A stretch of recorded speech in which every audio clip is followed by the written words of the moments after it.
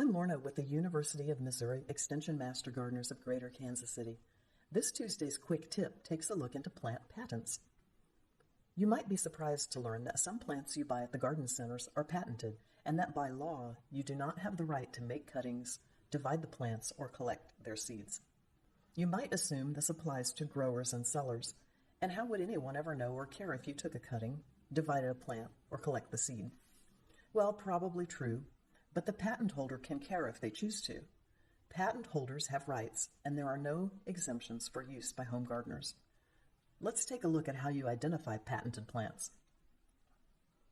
I love this new ajuga variety called Fancy Finch. On the front of the label, though, I see PPAF, which stands for Plant Patent Applied For. This lets me know that it's illegal to propagate this plant by dividing it.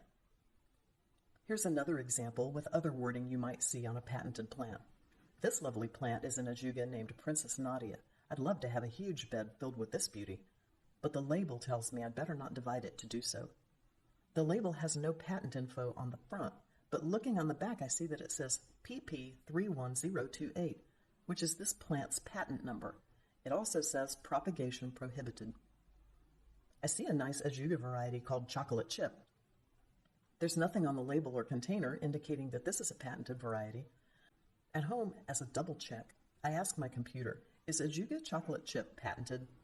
It returns links to patent websites, and I select one that I know includes patented plants.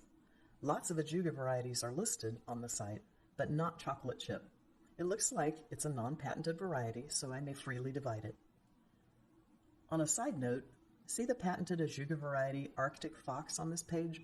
It was patented as of September 28, 1993. Each plant patent is valid for 20 years and may not be renewed.